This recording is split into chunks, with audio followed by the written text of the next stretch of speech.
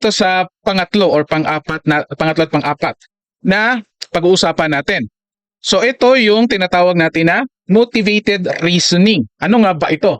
Okay, a form of reasoning in which people access, construct, and evaluate arguments in a biased fashion to arrive at or endorse a preferred conclusion.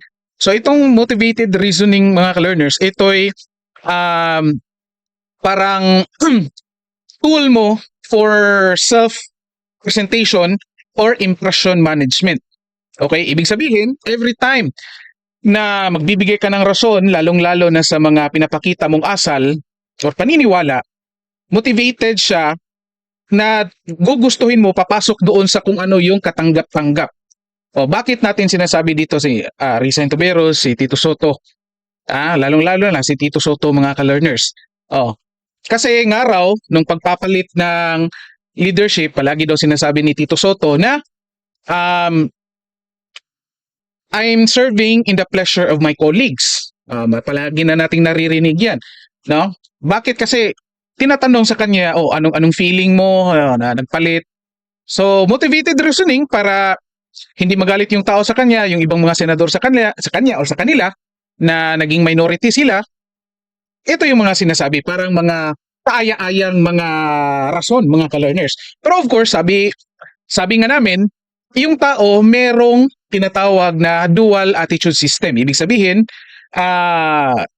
posibleng dalawa yung attitude natin. Merong internal, meron ding external. Itong internal, mga ka-learners, ito yung mga natural na behavior natin na most likely lalabas kapag hindi tayo aware sa mga or hindi natin ini-evaluate kasi walang ng time, under pressure, at iba pa.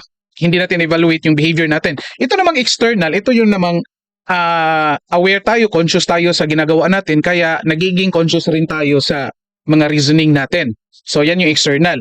So kadalasan, hindi ito magpang-abot itong dalawa. Okay? Unless siguro, parang nagiging parte na yung bakit nangyayari ito? At saan dito? Ilang beses natin narinig si Tito Soto, si Risa Ontiveros na sinasabi na mahal nila ang bayan, sumusunod sila sa konstitusyon, yet, ang pinapakita, ito halimbawa, nasasaktan sila kasi pagpapalit ng liderato. Ito, silang lima, Risa Ontiveros, Tito Soto, Ping Lacson, nagresolusyon sila na pasukuin si Bato de la Rosa. Okay, yun na nga ang issue dyan. Ako, mga ka-learners, wala akong of course, masasaktan ako kasi isang Pilipino dadalhin doon. Pero yun na nga, katulad ng nangyayari kay PRRD, tinatanggap ko na si Bato madadala talaga yan. Kasi nga, number one, kalaban ni PBBM, si PBBM ang mag-uutos dyan. So, talagang gagawin nilang lahat, madala lang yan. So, ayan, parang tinatanggap ko na. So, eto, na sila yung naggawa ng resolution, yet, ang sinasabi ng konstitusyon natin, ibawal kang i-deprive. Sabi ng konstitusyon natin, meron tayong sovereignty, independent tayo. Yet, gusto nila na ipadala yung isang Pilipino doon sa ibang bansa. So, again, iba yung sinasabi, iba yung nakikita sa gawa. Worse nito, mga ka-learners, itong nangyari kanina. Ayan, pakita natin itong statement ni Tito Soto dito. I think familiar na kayo dito. Ayan. Okay. Ito statement kanina, nung umalis si Tito Soto sa Senate. Ito, I am furious and disappointed with the PNP and other security personnel assigned outside the Senate for failing to control. Furious and disappointed siya sa PNP and other security personnel. Mga Pilipino ito PNP, security personnel, empleyado ng gobyerno, Pilipino. Senate for failing to control the rowdy and unruly crowd, allowing them to assault me while inside my vehicle when I was about to exit the Senate.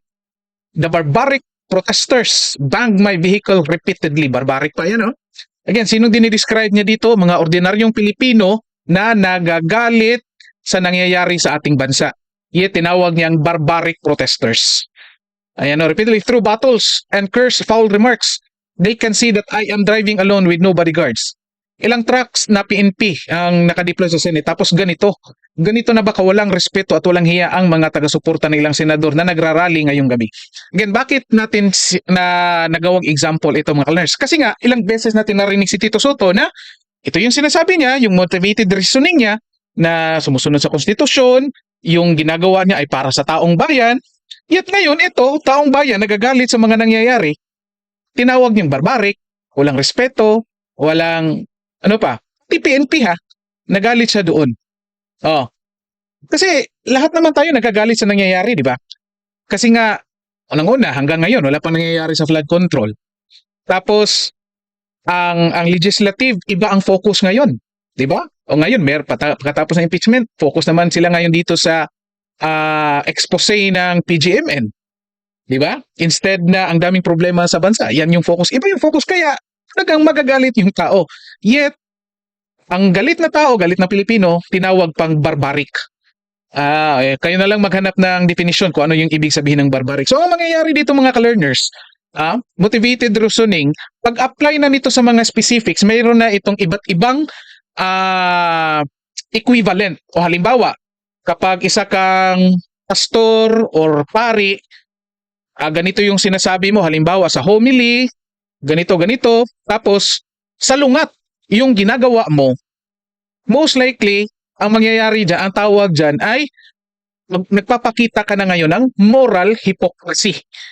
Kasi nga hindi nagtugma yung sinasabi at gawa mo. Dahil yung habang nagsasabi ka, motivated reasoning yung gamit mo. Yet nung gumawa ka na dyan, gumalaw ka na dyan, naipakita mo yung internal attitude na. Okay? So, dito, pag-apply na natin sa, ito halimbawa, sa politika mga ka-learners, or sa, ito politika, tawag natin dyan, hypocritical patriotism. Bakit hypocritical patriotism? Kasi nga, palagi mong sinasabi, nagsiserve ka para sa mga tao, loyal ka sa konstitusyon, ganito, yet, ito, mga taong galit dahil sa nangyayari, ito yung pinanunumpaan mo na pagsisilbihan mo, yet tinatawag mong barbaric, nagagalit ka sa PNP kasi binabato yung sasakyan mo. So, again mga ka-learners, so dito natin nakikita na talagang, ito lang ito opinion ko na. Base doon na parang mas mahalaga pa yung sasakyan kaysa doon sa galit ng mga tao na hindi satisfied sa mga nangyayari sa ating bansa, sa ating mga politiko, mga learners. So, again, kayo na bahala kung sino pang i-identify ninyo. Ito, teorya, ito yung konsepto na pinapakita natin. Guide ito para kayo na mag-identify kung sino yung mga politiko or mga tao na nakitaan ninyo na mayroong mga ganitong klaseng hindi pagtugma ng mga sinasabi at ng mga ginagawa, mga learners. Okay? So, I hope meron kayong mga natutunan dito. Naku, lumagpas tayo na 20 minutes. So, ito mga ka-learners, again, napag-usapan natin dito, summarize lang natin, fundamental attribution error, correspondence bias, yun na nga, naka-blame kay Bato lahat. Lahat ng mga posts ngayon, nangyayari daw to sa Senate dahil kay Bato. Hindi na tinitignan na yung palaging sinasabi ni Bato na dito ako nagserbisyo. Ang rerespetuhin ko lang ay yung warrant na galing sa Philippine Court. Okay? Tapos kinukumpara nga nila, sumuko naman. Si ganito, sumuko naman. Yat yun na nga, magkaiba ang sitwasyon. Kasi nakafocus lang sila doon kay Bato de la Rosa. At ito rin, motivated reasoning. Ganito yung paliwanag ni Risa Hontiveros kasi conscious siya.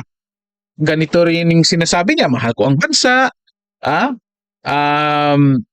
Tapos, magpapanagot ng mga korap, pero of course hindi siya pumapalag doon na hindi pinagpatuloy ni Ping.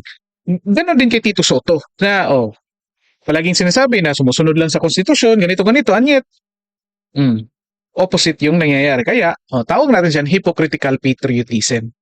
Okay? So I hope meron kayong natutunan. Sabi ko nga kung nagustuhan niyo ito, paki-like and then paki-comment kung ano yung mga nagustuhan at natutunan ninyo. And then paki-thumbs down din kung hindi rin niyo nagustuhan itong video natin, and then paki-comment kung ano yung hindi nyo nagustuhan. Okay, para ma-improve itong channel natin. Okay, ako po si Philip. Maraming salamat sa mga nanonood, lalong-lalo dito sa mga nag-comment. Michael Preciados, Israela Finay.